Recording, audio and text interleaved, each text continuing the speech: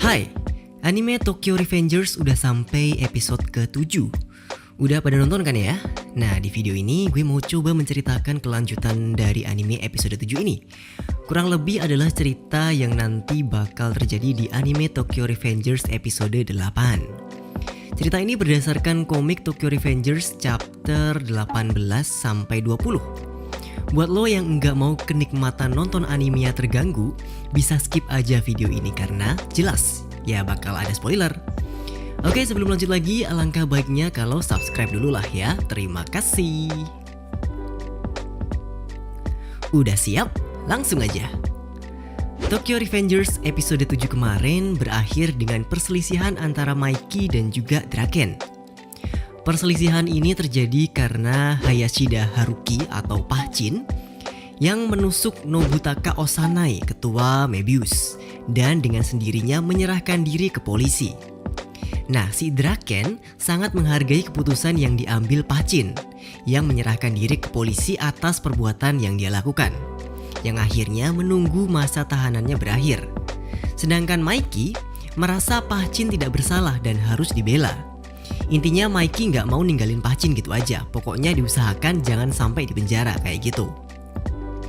Perselisihan antara Mikey dan Draken ini membuat Toman pecah jadi dua kubu. Kubu yang setuju sama Mikey dan kubu yang setuju sama Draken.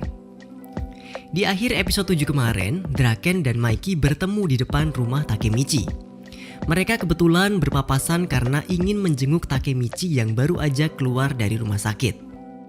Adu mulut pun terjadi antara Mikey dan juga Draken sampai melempar barang-barang milik Takemichi.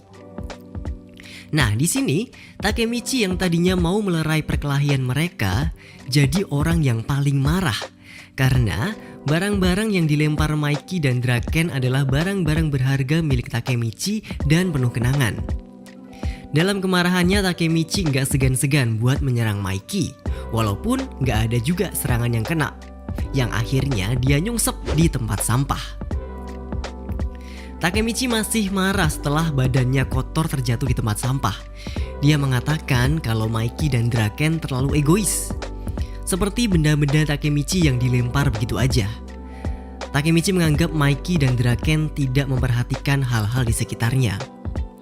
Mereka berdua adalah dua sosok penting di Toman, dan banyak orang yang patuh dan setia mengikuti mereka. Jadi pertengkaran mereka berdua pun berimbas ke orang-orang yang setia mengikuti mereka. Dengan perselisihan dua sosok penting di Toman ini menjadikan Toman memiliki dua kubu dan bahkan bisa menghancurkan Toman. Setelah selesai mengatakan hal serius ini, Takemichi menangis dan mengatakan kalau dia tidak ingin melihat Toman hancur. Ya, kalau nggak nangis bukan pahlawan cengeng kita Hanagaki Takemichi ya.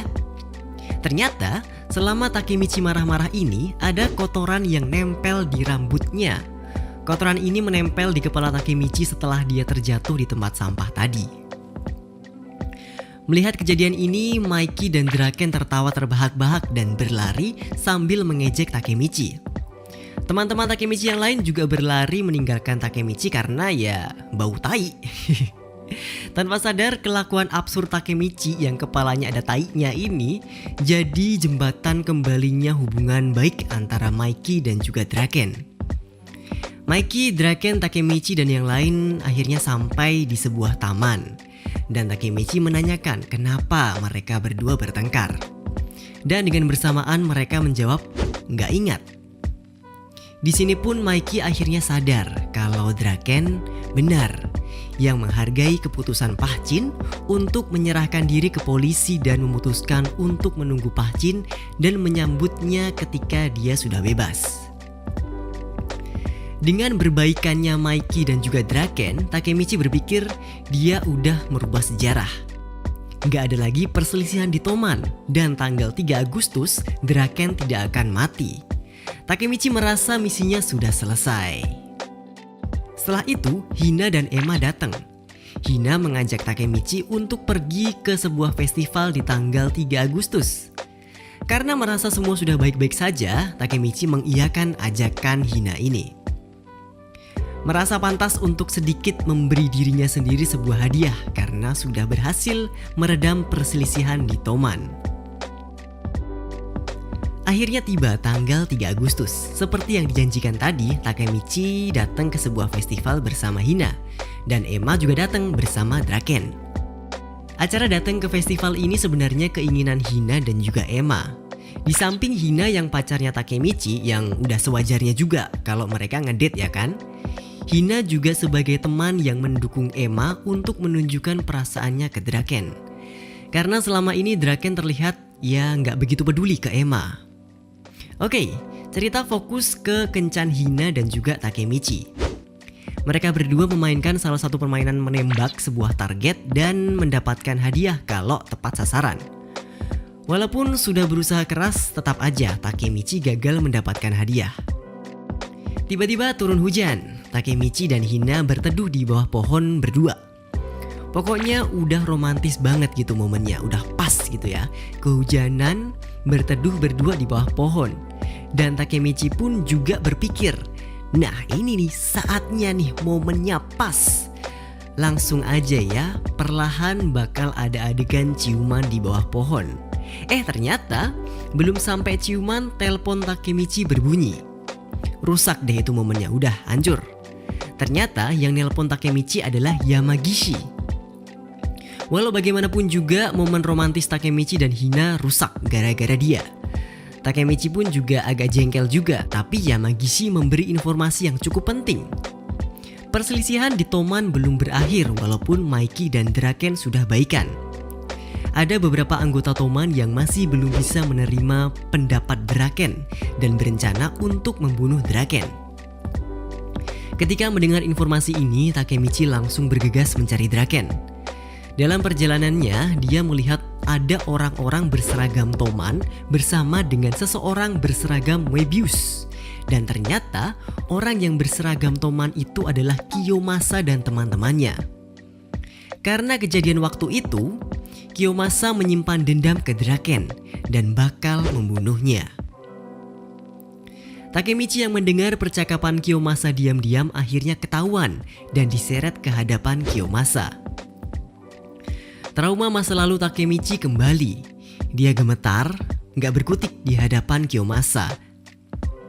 Karena kita tahu, dulu Takemichi dan teman-temannya adalah budaknya Kiyomasa.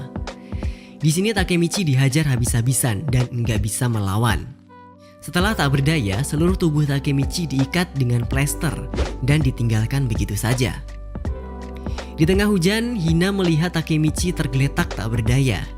Hina membantu melepaskan plester yang ada di mulut Takemichi dan Hina pun menanyakan apa yang terjadi. Takemichi meminta maaf karena tadi meninggalkan Hina sendirian. Dan dia merasa jadi orang yang tidak berguna. Dia sudah berusaha sekuat mungkin, terjatuh, terluka, dan bangkit lagi. Tapi masih aja nggak bisa merubah apa-apa. Lagi-lagi Takemichi menangis dan berteriak kalau dirinya ini sangatlah tidak berguna. Kalau saja dia sekuat Maiki ataupun Draken, dia pasti sudah bisa menghajar Kiyomasa dan yang lainnya dengan mudah. Tapi dia bukan Maiki atau Draken. Dia hanya seorang pecundang. Di tengah tangisan dan keluhan Takemichi ini, Hina tiba-tiba mencium Takemichi dan mengatakan kalau itu ciuman pertamanya. Dia memberikan ciuman pertama ini ke Takemichi karena dia adalah seseorang yang spesial bagi Hina. Hina juga mengatakan memang dia bukan Maiki, bukan juga Draken.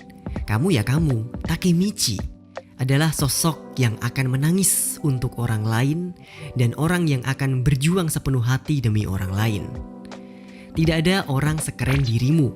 Itu yang dikatakan Hina ke Takemichi. Kata-kata dari Hina ini membangkitkan semangat Takemichi lagi. Dia bangkit untuk menghadapi trauma masa lalunya dan menyelamatkan Draken.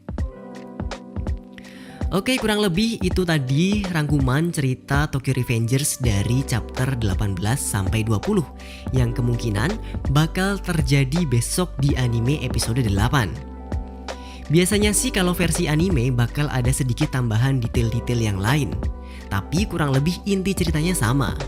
Kita tunggu aja besok Tokyo Revengers episode 8. Terima kasih yang udah nonton videonya sampai sini. Tolong like, share, dan jangan lupa juga buat subscribe. Sama gue juga punya Instagram Belum Wibu, tolong sekalian di follow ya. Tungguin aja video-video gue yang selanjutnya. Sekarang gue pamit dulu, thank you and see ya.